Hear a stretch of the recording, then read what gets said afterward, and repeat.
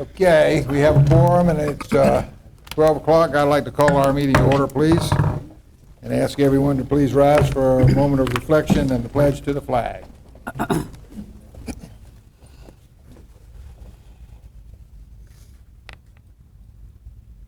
Thank you. I pledge allegiance to the flag of the United States of America and to the republic for which it stands, one nation, under God, indivisible, with liberty and justice for all.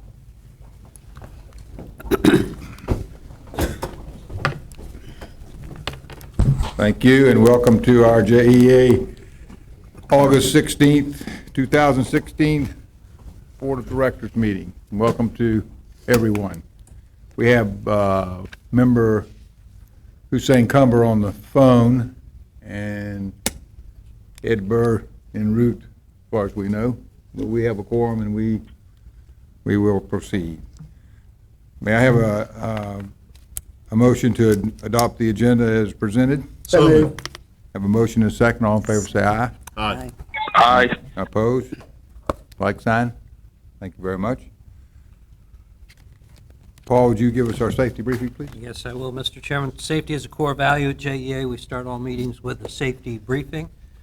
I would ask you to look to the person to your right, and if there's no one on your right, then default to the person on your left as being your safety buddy in the event that there is an emergency, and you guys can hang together and follow the next instructions. Calling security and 911 will be Ted Hobson. In the event CPR is necessary, Mike Frost will be the leader in engaging others. If we have to evacuate, we do have a fire extinguisher by the elevators. We will go down the stairwell to the left of the elevators. We'll walk down in a deliberate and safe fashion. We'll group at the southeast corner of Main and Church, and Ted's security folks will make sure that everybody is safe in the room. Thank you, Mr. Chairman. Thank you, Paul. I'd like to ask everyone to please turn their cell phones off at this time. And I'd like to ask Jody Brooks to give us our Sunshine Law Public Records Statement briefing. Thank you, Mr. Chair. This is an open public meeting in accordance with the Sunshine Law. It's been duly noticed and properly noticed, and the minutes will be taken in accordance with the Sunshine Laws of Florida. Thank you. Any questions? Moving into our agenda, item 2, presentations and comments. We have comments from the public. I have one card here. If you would like to speak to the board, please fill out a card. Ladies in the corner are in charge of that. They'll get your card and escort you up. Mr. Pete Wilking is the only card I have. Mr. Wilking, please step forward. Welcome, sir.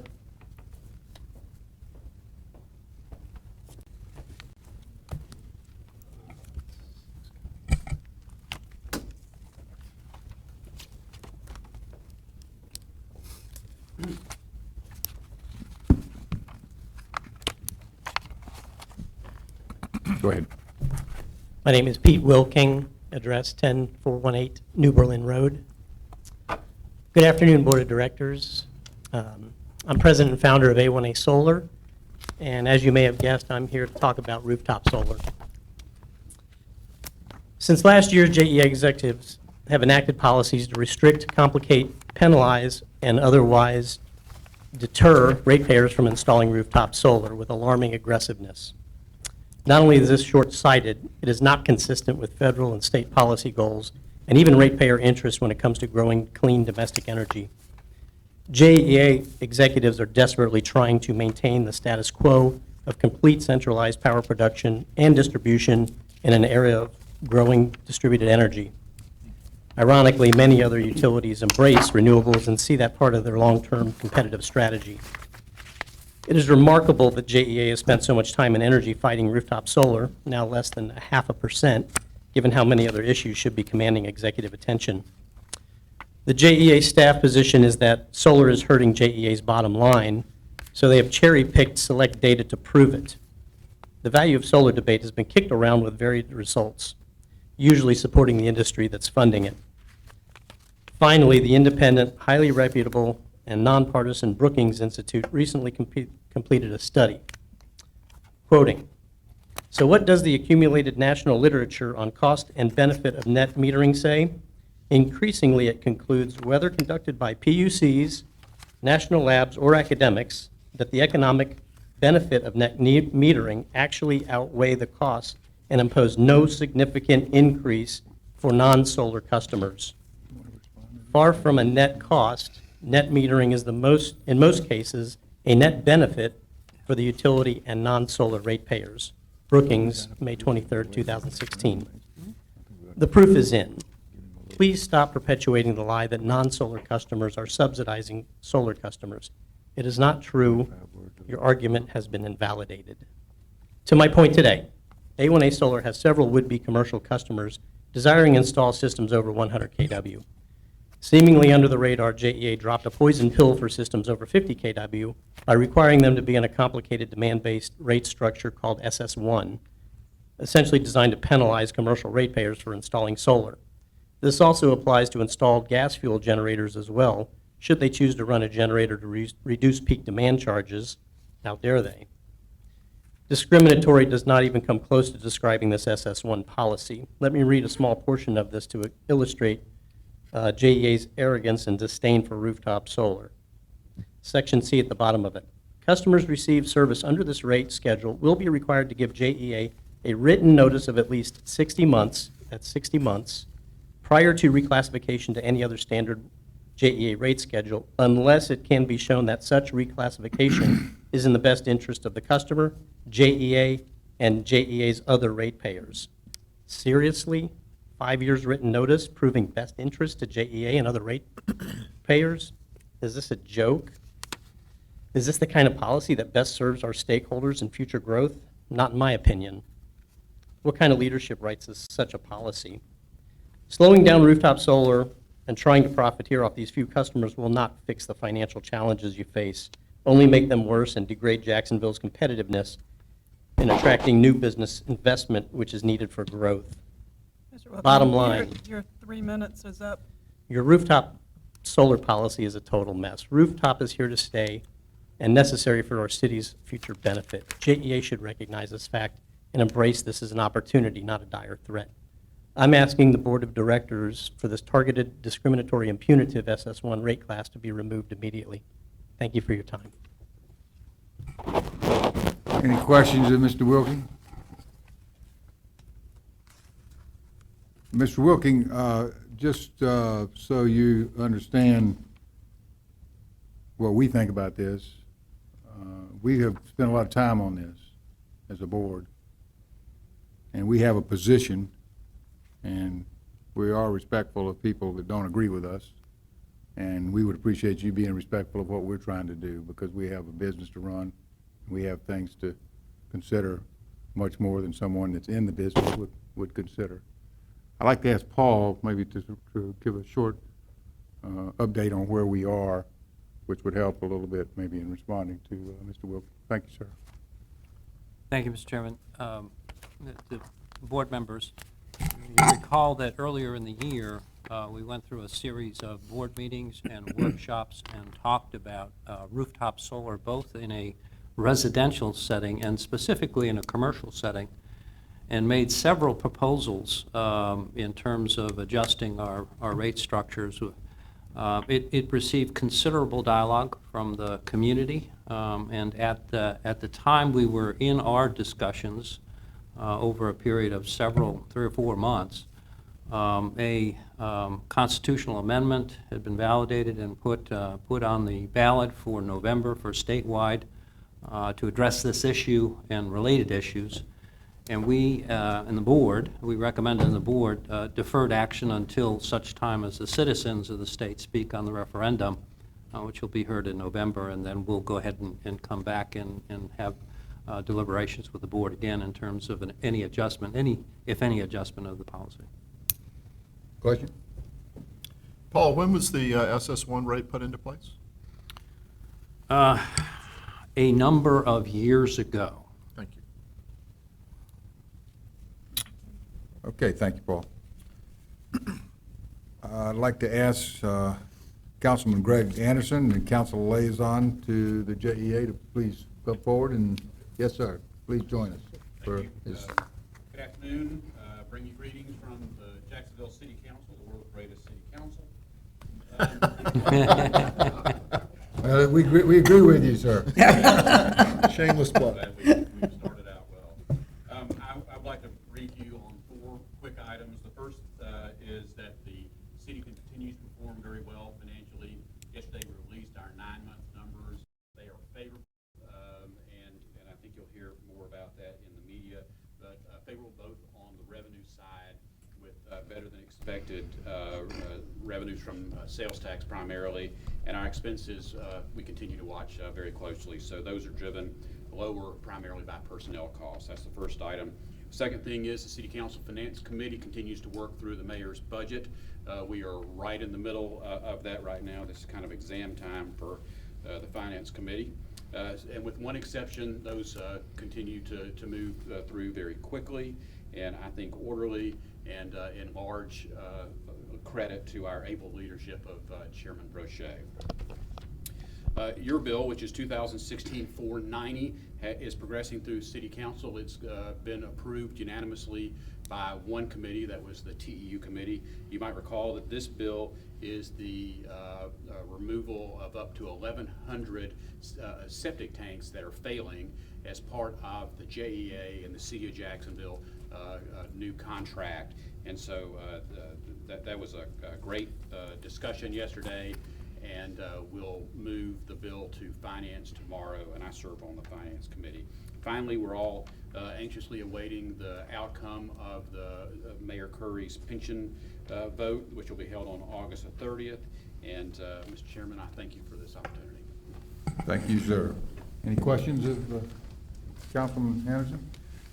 Just for your information, we are responding to President Boyer's request to present the JEA facts and answers to questions that have been delivered to Paul. Paul's going to touch on this in his report, but she's having all the authorities in, and Chairman Dennis is scheduled us for, I think, September 7th? September 7th. September 7th, and we'll keep you posted of our progress, but we're looking forward to meeting with the committee. I think it's kind of a method that President Boyer's put together to familiarize the council with the authorities and vice versa, so we're looking forward to it.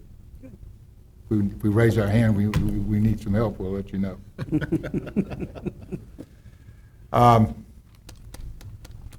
Next, we have Dr. Johnny Gaffney, the liaison with the mayor's office. Welcome, sir. Thank you, Board Everett. I don't have a whole lot other than as the liaison to the boards. I have 60 boards and I'm just trying to encourage every board, chair, and all the employees. The mayor want you all to know it's been going very positive, and to continue to encourage your employees to advocate on behalf of the city. I know that the meetings with JEA and the mayor has been very, very receptive and very positive. So he just want to let you know we appreciate that. But right now, that's all I have today. Okay. Thank you so Dr. much. Gaffney. Any questions or comments? Thank you, sir. I don't think Mike Mullins with us today. No, he called. The Nassau County ex officio representative is won't be with us. Item E, we have Monica Whiting with us for a presentation. Good morning, Monica. Welcome. Good afternoon. Good afternoon. Good afternoon. Hello. Well, I'm excited to be before you again today and present some more J.D. Power results. First, to step back, as you are aware, JEA has chosen, and part of our strategy and board direction, to measure our customers' perception of our service and our overall satisfaction using J.D. Power, which is a nationally and globally recognized customer research organization across industries. JEA participates in 2 separate studies specifically, the residential electric study and the business electric study. Those are surveyed throughout the year. The residential study is completed in 4 different survey periods, 2 months each. The business is done in 2 survey periods, 4 months each. And so as I come before you each time to share the results, we share the incremental results and then ultimately the year-end results. So today I'm going to be here to talk about business. Last month I wrapped up residential for the final results. So wanted to just kind of set that stage and share that. So as you know, for 2016, we were incredibly proud to have brought home to Jacksonville and JEA the first J.D. Power Trophy for our business market for 2016. What I'm sharing with you today is the first wave or the first survey period for the 2017 business results. Once again, our performance was remarkable. We have set another JEA record in the results. We ended 2016 at a score of 754, which was high enough to be tied for number 1 in the nation, number 1 in the state, and number 1 South Midsize. For our first wave for 2017, we improved that score by 34 points at a score of 788. And again, holding the first for the South Midsize, first for Florida, and number 6 nationally. And again, it is the highest score to date. As a quick reminder, J.D. Power measures customer satisfaction through 6 key drivers. It's really not just a question that says, how satisfied are you with JEA? They're really looking at 6 key drivers of satisfaction. For our business customers, power quality and reliability and corporate citizenship are the 2 most important drivers, followed by price, billing and payment, communications, and then customer service. These next 2 slides are slides that we provide to you every month in the operations report. It allows us to update as we go through the waves and show the comparison from the residential and the business market. So here we have started this for 2017. The key things to highlight here, I know it's kind of hard to see from a distance, is that JEA once again improved in every driver year over year. Communications and price had the most significant increase from 2016, improving over 40 points, but all of our drivers improved over 20 points. Here again, we'll see our year-over-year improvement and our steps we have added for the business market 2017, where you will again see the 34-point improvement to 788. We are right now achieving our goal of top quartile, ranked number 6 nationally out of 87 utilities and number 1 out of the state of Florida. And here is a list of the Florida businesses or Florida utilities that are surveyed as part of the J.D. Power study. And you can see JEA ranked at number 1. And then if you're interested, and it is in your packet, these are all 87 utilities and where JEA ranks. One of the things that I think is worth pointing out is that you'll recall in 2016 at 754 points, JEA was tied for number 1 in the nation.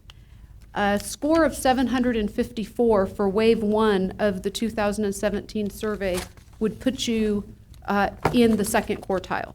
I think that's really important to call out to show really the focus that the utility industry is taking across the board in both the business and residential market in really putting more of a focus on customer experience, and that really JEA and we're very focused on the continuous improvement moving forward. But as we have done so well, we really can't sit back. We've got to keep looking forward and improving and working because the market is really moving. So now I will quickly go through each driver and show our performance and some quick hits on each of them. For power quality and reliability, JEA scored 826 points. 3 of our drivers performed over 800, which really is new for the industry to see performance in the 800s. Really proud of the work in this area. We are up 32 points from 2016, with the greatest improvement being in providing accurate outage information and avoiding brief interruptions. I also wanted to point out on the right side of the slide here, this is an excerpt from the J.D. Power presentation, that JEA is identified in power quality and reliability as one of the top brands nationally in this area. For corporate citizenship, JEA scored at 758 points, 27 points up from 2016, with significant improvement noted from our customers in educating them on energy efficiency and business leadership in the community. It's interesting to note that for business customers, corporate citizenship is the second most important driver. And they're really looking for their utilities to be engaged in the community, being community and civic leaders, as well as their work to support economic development in the economy. And again, you'll see here in corporate citizenship, JEA was identified as a top brand nationally. Likewise in price, year-over-year improvement, score of 744, and JEA was once again noted as a national leader by J.D. Power nationally. Communications. For communications, if you look where we started in 2012, this is an area that we have improved over 260 points. 45 points from 2016. Customers really gave us strong marks in communicating topics that are important to their business and efforts to get their feedback. And we've really worked more at that proactive communication, engaging our customers and incorporating that into our work. And once again, you'll see that JEA was ranked as one of the top brands nationally in the driver of communications.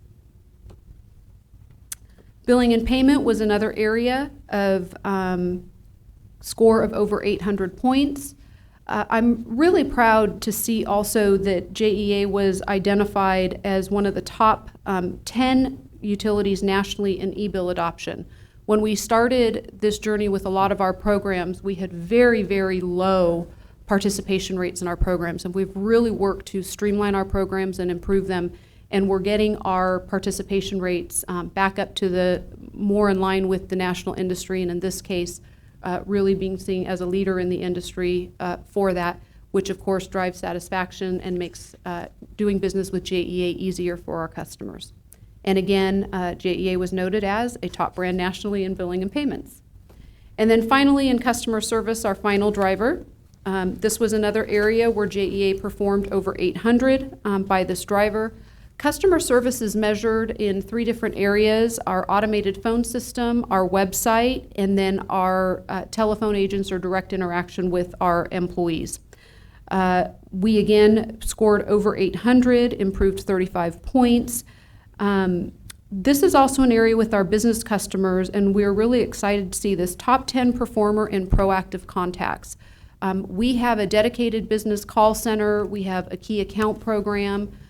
We work to do proactive email, in-person, and telephone communication with our business customers, and that has been recognized.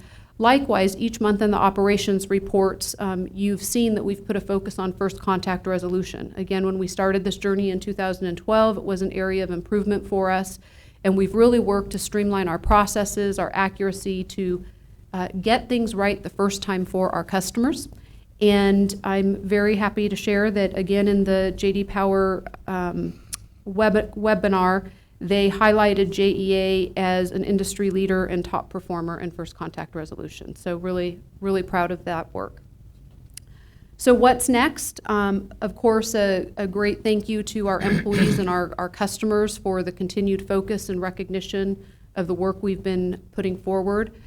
We will continue our focus on continuous improvement. I think we continue to have a solid strategy and work plan for earning our customers' loyalty, which is really based off of the voice of the customer.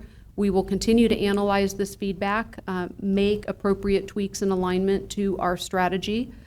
Wave 2 surveys are currently out in the field already for business and will be for the next 4 months, and we will expect final results in January. And then we should have our first fielding period for 2017 residential results in the October timeframe for you.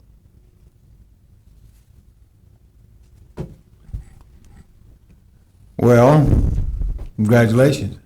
Thank you. This is like halfway. This is the halfway mark But for the the trophy. business. Mm-hmm. So Halftime. it's halftime. Well, I don't want anybody to take this wrong, but if you'll think back, this is when we got here, was in 2016. You remember Mayor Curry appointed everybody to the board, so things kind of been looking pretty good since we got here. And we are very proud of our company and its results. This is, it's all I can do to stay in my chair. Monica, Ms. Whiting is driving this and makes it all come together, and we appreciate your effort, and we appreciate the effort, the teamwork that we have here. This is really a team effort. I believe that success breeds success, and I'm hopeful that we can take all these very positive, industry-leading results and apply this business success to our residential Absolutely. success as well. I did a correlation between what we do Absolutely. here. It's not like we have two businesses. We have one business, and I'm looking forward to those results being better and better as well. So you can have all the time you want to keep talking, or I'm good. I You appreciate it. done? We've Any got questions or continuous comments improvement from- work to do to, Paul, any comments, questions from the board? No, I just. Congratulations. thank you. Very excited. Very- Thank you, Mr. Chairman, for recognizing the total team. Monica certainly is our lead spokesman, pushes the organization, pulls the organization, but when we look at the 6 attributes and drivers, it's power quality and service, it's billing, it's collection, it's the board and its interface in terms of our interface and interaction with the business community, but it's a comprehensive view of the performance of the total JEA. So thank you. Well, thank you for your leadership. We appreciate the hard work. Now we have our next agenda item. We have a talent acquisition presentation from our Human Resource Officer, Angie Hires. Okay, thank you. Hello. Good afternoon, Mr. Chairman and Board of Directors. Thank you for the opportunity to present this afternoon. This is something that was really exciting for us as we sat through some presentations last week, and I wanted to share this with the board. As a part of our strategy here at JEA, we have an initiative of building the unbeatable team. And our talent acquisition and recruiting, as well as our emerging workforce strategies, are some very important components that we have as we strive to do that. As we look at our recruiting methodology, we look at it from a perspective of talent infusion, meaning we're looking to bring in new talent in the organization to complement the talent and skills that we already have in-house. We recruit from a standpoint of succession, meaning we're looking to replace talent from a standpoint that we know may be exiting the organization in the near future. And we also look to recruit from an attrition standpoint, meaning we want to replace talent that has exited the organization through whatever means, be it resignation, termination, or for whatever reason that they have left the organization. Another very intricate part of that is our co-op program, and we're very proud of that program. And I'm going to talk a little bit about it right now. At JEA, we have had a co-op program for over 30 years in some form or iteration or other. But back in 2007, that particular program was formalized. It's now housed in the Human Resources Department, and there is a very succinct collaboration between our Emerging Workforce Strategies area, headed up by Willette Stanford, managed by Patricia Sams, and our Talent Acquisition area. They work very well together every year in making sure that we're bringing in a high caliber of co-ops from different colleges to make sure that we have them in the organization seated and ready to go. Over the past summer, we had 23 co-ops here, and they went through a competitive process, meaning that they applied for the position that was posted online. They went through an interview process because we really wanted them to have a real-world experience as they came into the organization. As you'll see from the listing on the screen, a number of universities and colleges from the region were represented here at JEA. You'll see that we had one student who came all the way from the University of Kentucky, lived in this area, went to University of Kentucky, decided not to go to summer school because they wanted to apply for a co-op position here at JEA. We had 7 returning students because they were so enamored with their experience here at JEA that they did not want to miss out on the opportunity to be able to come back and share in additional experiences. Over the past 3 to 4 years, 13 out of 14 students who we've offered positions, they've actually come to work for JEA in some capacity in an entry-level position. One of the things that we pride ourselves on as we work with students in co-ops throughout JEA, we go to the different colleges and we form relationships with the different career centers there so that we will have a pipeline of co-ops moving forward, as well as a pipeline into the talent that graduates from those particular schools. At the end of the summer, one of the things that we look forward to, and we hope our co-ops look forward to, but they do some wonderful, wonderful presentations. We have a graduation ceremony. We split them up into groups, and they collaborate, put together presentations, and they present to the senior leadership team as well as the management of their particular areas. About 2 weeks ago, we had these groups present to us, and they did a phenomenal job on showcasing what they learned in the different areas where they worked over the past summer. There was one particular co-op by the name of Florence Otero, who after her presentation wanted to share a personal experience that she had as a result of what she learned at JEA. One of the things that I will say, these students come in and they learn a lot at JEA, but we often learn a lot from them. And with your permission, I'd like to share a videotape of the presentation that Florence shared with us following the formal presentation that she gave.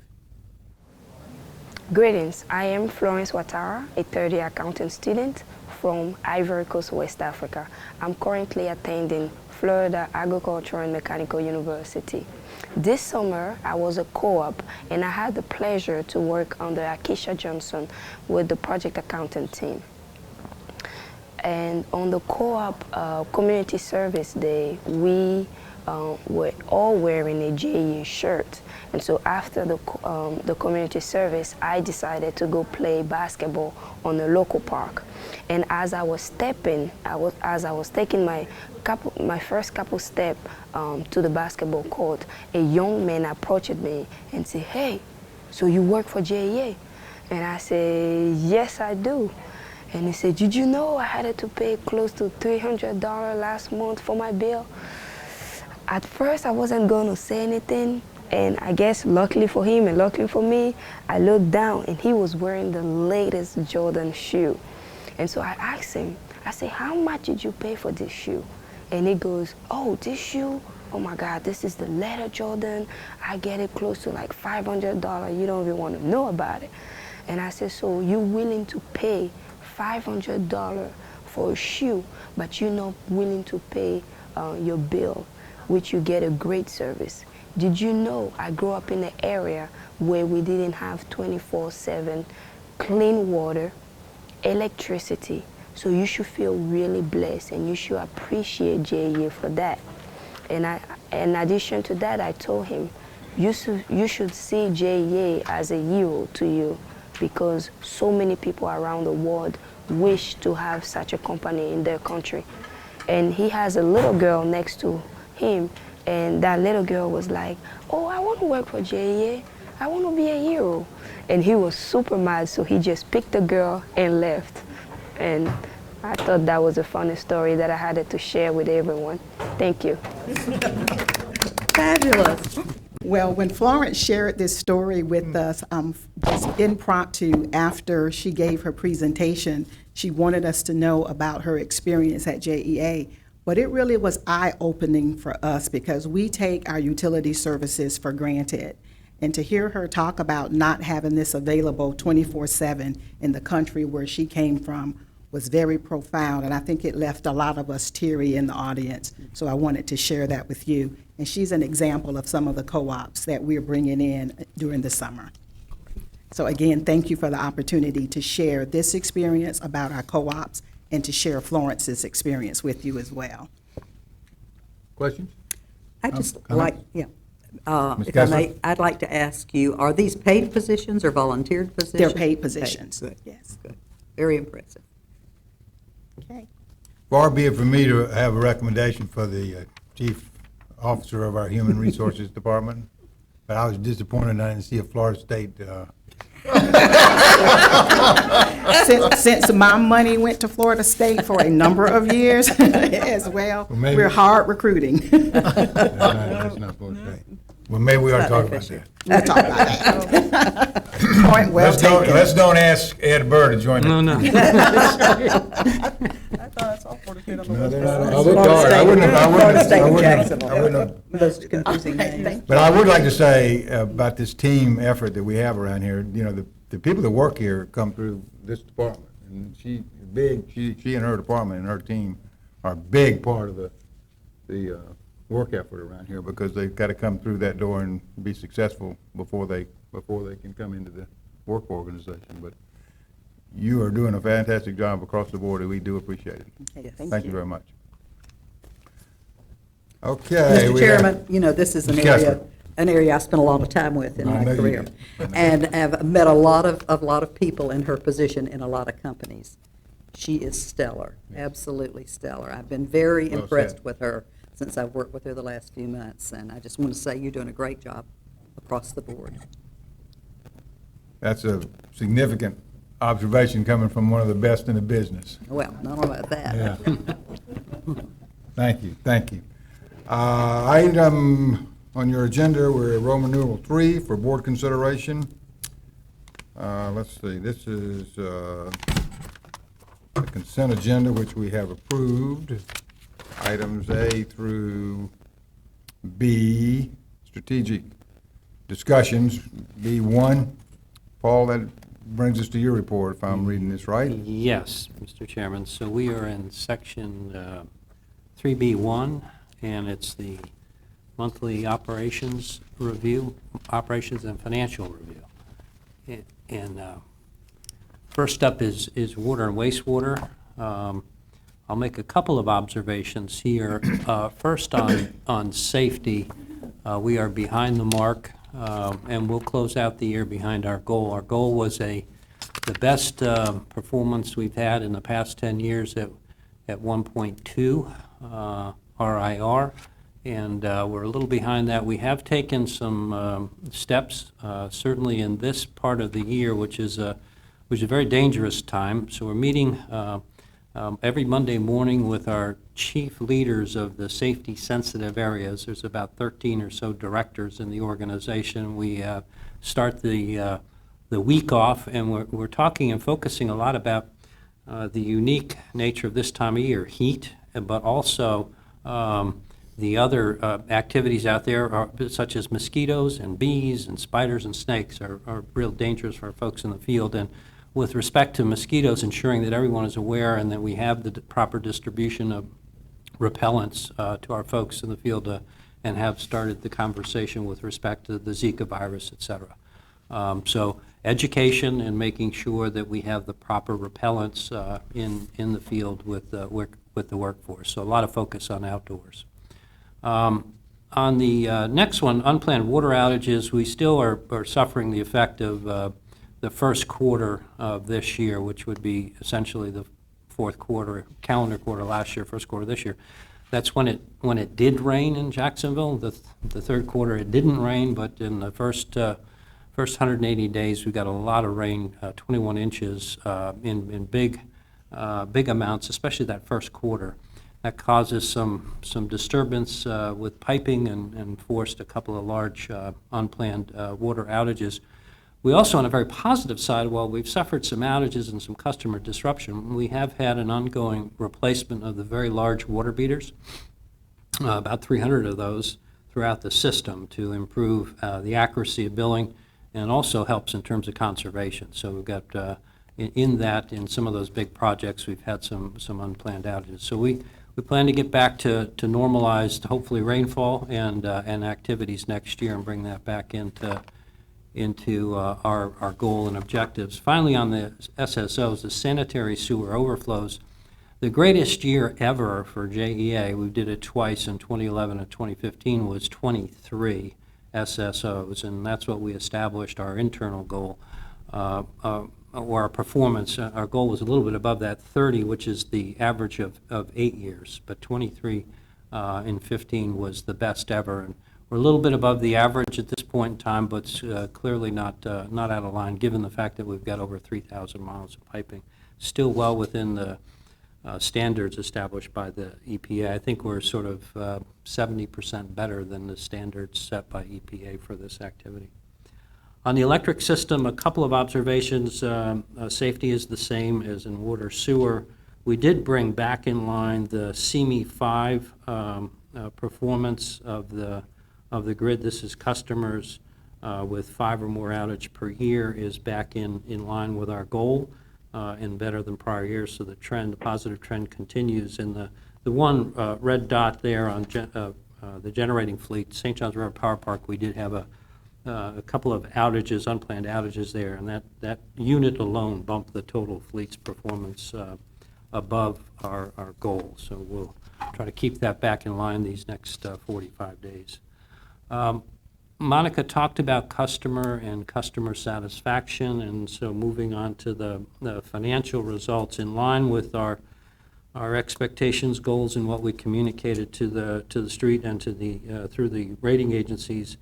The exceptions we have are a couple of yellow dots there, and we go one more. A couple of yellow dots on the cost metrics, and the cost metrics are in both systems closer to goal than we would like to see. It looks as though we're going to fall a little short this year, but I'll put that in context. On the electric system, we're forecasted at almost $51. We started this journey, and when we set the strategic goal, at $54.74. So we've had significant improvement. The low mark over the 3-year period was at $49.44. We've had a couple of bumps in the road in terms of the Brandy Branch outage and a few other cost items that have driven that.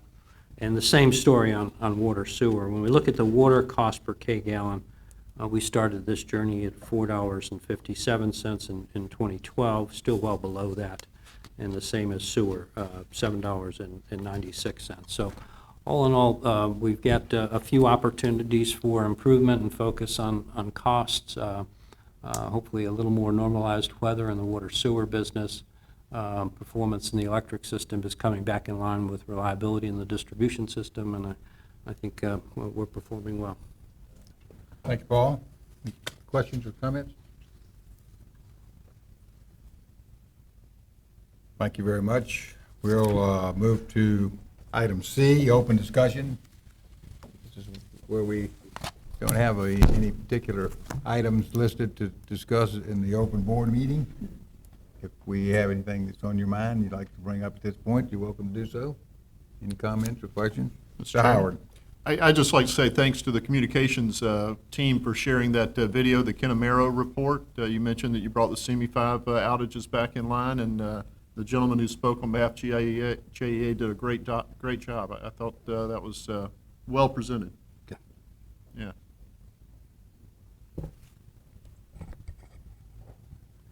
I just had a couple things. One, I mentioned earlier with Councilman Anderson, the JEA has been invited over to meet with, is that the Rules Committee? It is the Rules Committee. To just basically answer questions. I think we have our team's working on answers to, what, a dozen questions maybe? Actually, just five or six questions. Yeah. Pretty high It's level. kind of an abbreviated introduction, and I guess get to know us a little better to some of the new council people. The chairman is a new council person, and who's the vice chairman of Rules? Don't know. Can't remember. So we're preparing for that, and we'll keep you posted of that on that. Can't think of anything left over from last month to follow up or respond to. I think, as you can see, things are going very well around here. I'm very pleased. We're making it through the summer well, and looking forward to to our next wave of hot weather turning into cold weather, right? That's our next. That's what's going to happen. A little more hot weather and then. Got a challenge on the doorstep. Okay, there being nothing else there, we'll move to D, which is new business. Any new business to come before the board? Mr. Chairman, I had a question. Howard. In the 9-month audit that Councilman Anderson referred to yesterday, there was a excerpt on JEA, and I don't see that this is coming up in Finance and Audit Committee. If it is, then I'll hold my comment. But I guess our fuel rate stabilization fund has a target balance of 15% of our 12-month historical cost, and we're tracking at almost twice that. Is there any plans to address the excess funds there? And again, if that's going to be coming up later, I'll hold my comments. Paul? It's not going to be coming up later in this discussion, but we are working on advancing a recommendation to work towards a fuel credit, fuel reduction, with a few other moves on rates as well. So, Okay. great observation. We've got to Stay tuned? Yes, Okay. yes, stay tuned. I'll stay tuned. Stay tuned. Thank you. How about old business? Any old business? Being none, we'll move to our reports. And our first report is the Finance and Audit Committee report. Ms. Melissa Dykes. Thank you, Mr. Chairman. We had a very productive and busy Finance and Audit Committee meeting just about a week ago. I'd like to brief the entire board of the contents of our meeting. We did have a quorum and were able to successfully resolve to carry forward all of our motions with the full recommendation of the Finance and Audit Committee to the entire board. So following my update, I will recommend and request a motion in totality to the full board for approval of these items. We were able to carry through the minutes from our May 9th meeting. We moved to approve an annual internal audit plan. We carried forward adoption of changes to the Finance and Audit Committee operating policy. We reviewed the annual approval of Audit and Services Charter. We went through the Audit Services Quarterly ERM Audit Update. We reviewed a coordinated dispatch agreement and pricing policy revisions with the Gainesville Regional Utilities, which we're pleased to report to the board through the great work of the staff of JEA should bring $6.5 million in annual operating savings to the organization. We took a report from the ethics officer for the quarterly update. We received updates from our external auditors at E&Y, inclusive of finalization of their final report from the last fiscal year, was their schedule of expenditures of federal awards, which issued with it a clean opinion, as well as a review of the current fiscal year annual financial audit plan. We took updates from Treasury Department in terms of the electric system, water and sewer system reserve fund quarterly report, as well as policy revisions to the JEA investment policy.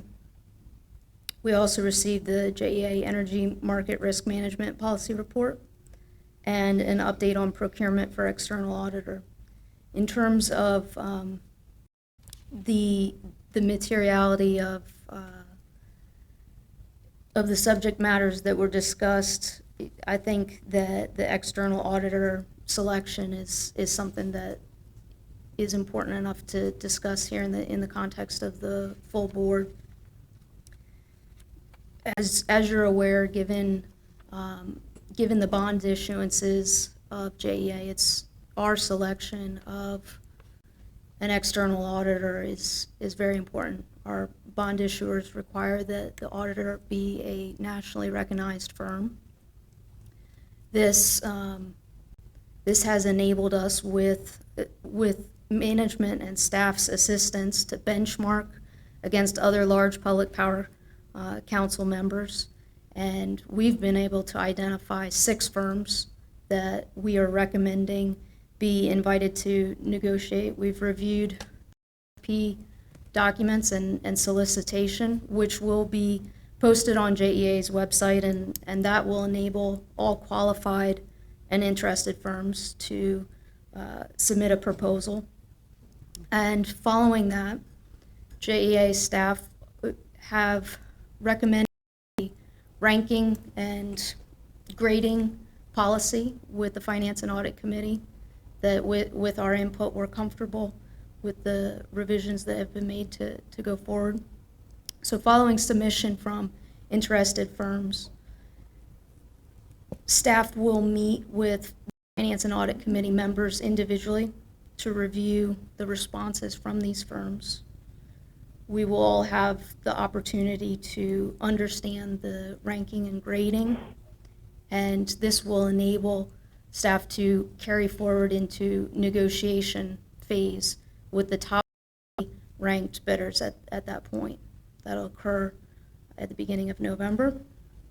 And then following those negotiations and best and final offers from those firms, the Finance and Audit Committee will be able to convene and make a selection and recommendation to the entire board at that time. Anything that you would like to add? No, I think that fully captures it.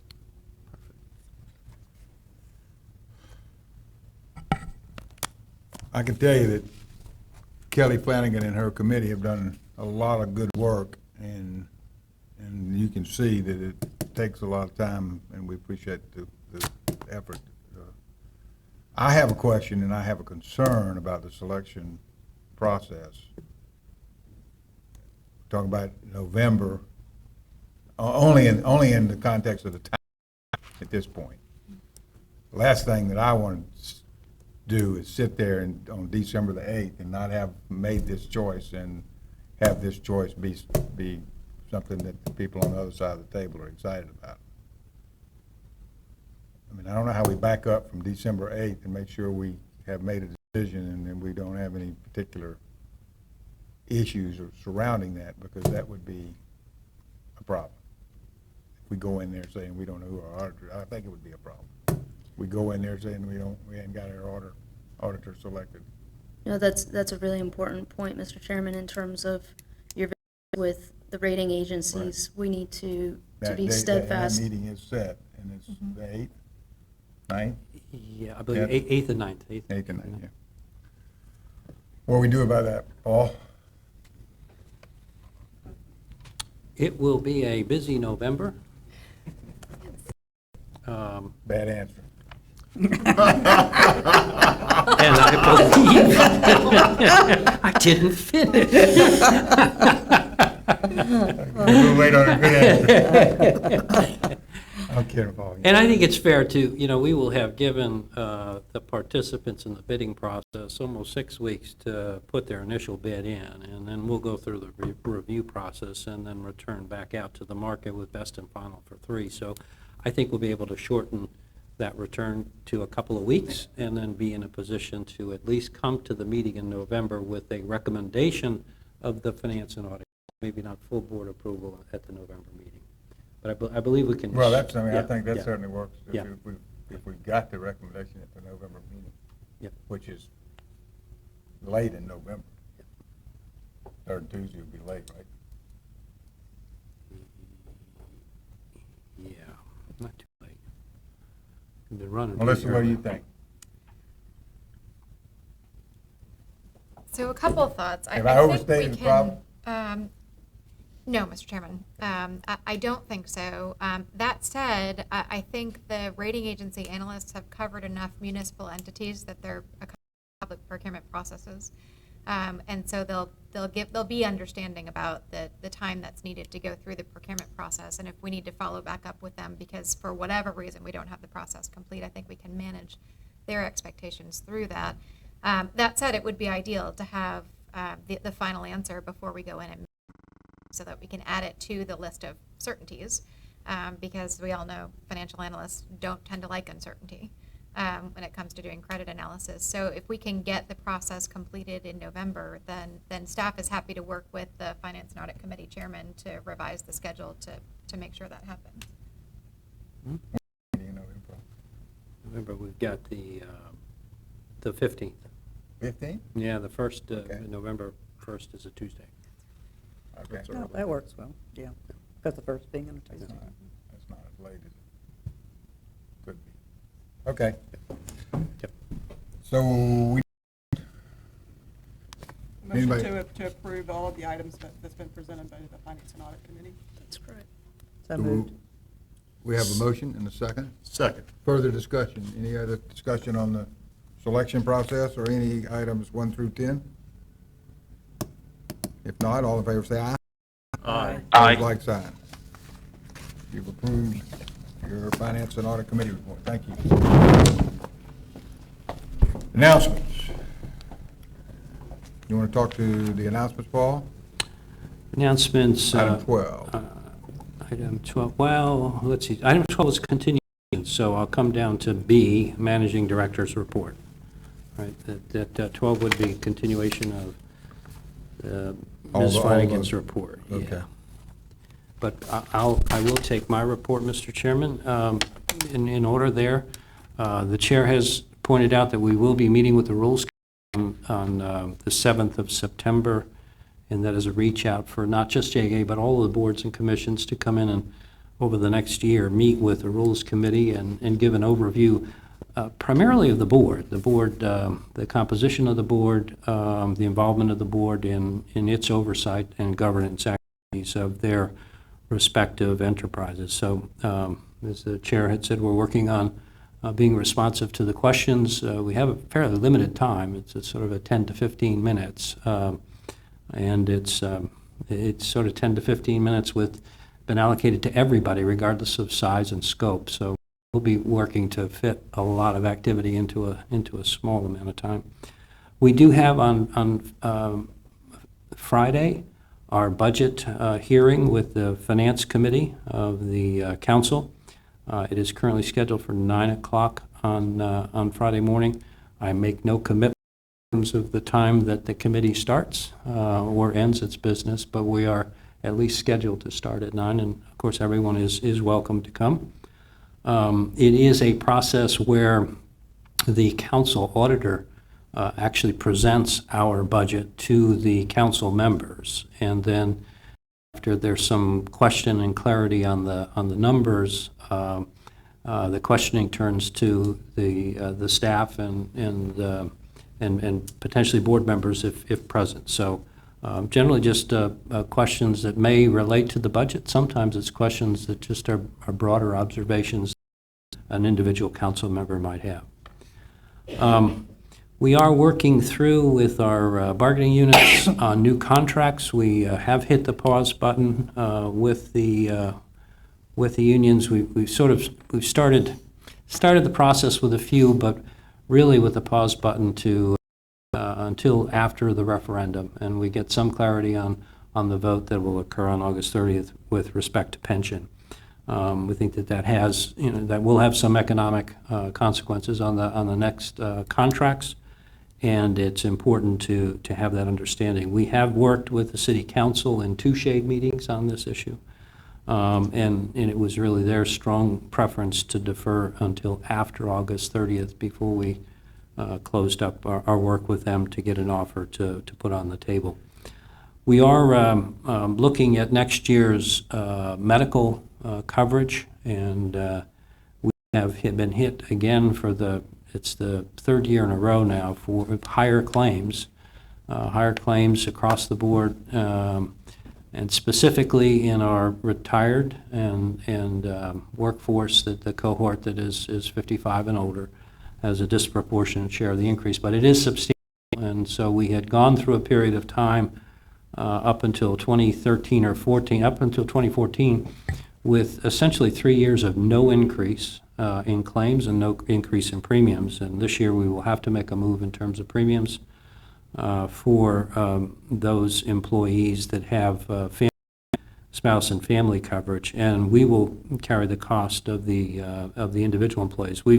We've repositioned the offering as best we can in terms of some slight increases and deductions and making one of our plans much more attractive for employees, which helps us share the cost with them. So it's going to be an issue. Change is not never easy with the bargaining unit, so we'll continue to go down that path. And we do have ultimately the pension question, which will call for a 2% increase in contribution if the referendum passes and we go down the path of implementing the full referendum.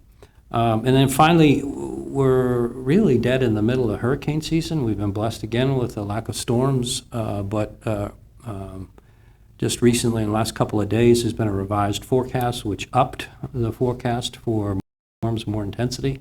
And just to give the board a sense, it's September 9th or 10th is the median. That's the point in time. That's halftime, if you will, for the hurricane season when you plot out all the storms that have occurred over the past 100 years. So we're closing in on halftime. I don't think that there's anything out there. There's one disturbance out there. They're not too concerned about it, but so right now there's nothing on the scope, and that probably carries us for another 2 weeks towards halftime, and then we'll be in the third and fourth quarter of hurricane season. So remind everybody, it's been quiet thus far. We've been fortunate thus far, but get our personal plans in place and be prepared. Thank you, Paul. Any questions or comments for our CEO? Well done, thank you. Chair's report is short. I want to encourage everybody to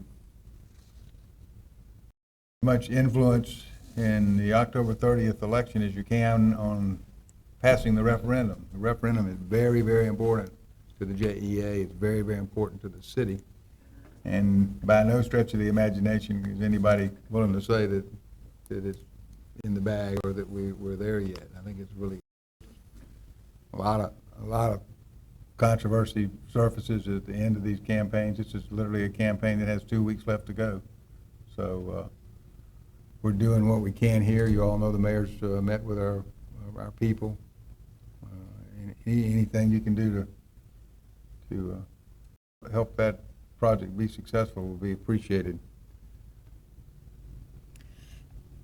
Comments on that? Everybody comfortable with where we are on that? Finally, in my report, I want to welcome Jody Brooks as our Chief Legal Officer and tell her how happy we are to have her with us. Let's give her a nice round. It's the last announcement I'm going to make. Thank you. I really appreciate the opportunity, and it's been a joy working with this board and this team and the JEA, and I really appreciate the chance to continue the work here. Thank you. Good luck to you. Closing considerations. Our next board meeting is September the 20th. Any other business or action to come before the board? If not, we stand adjourned. Thank you very much.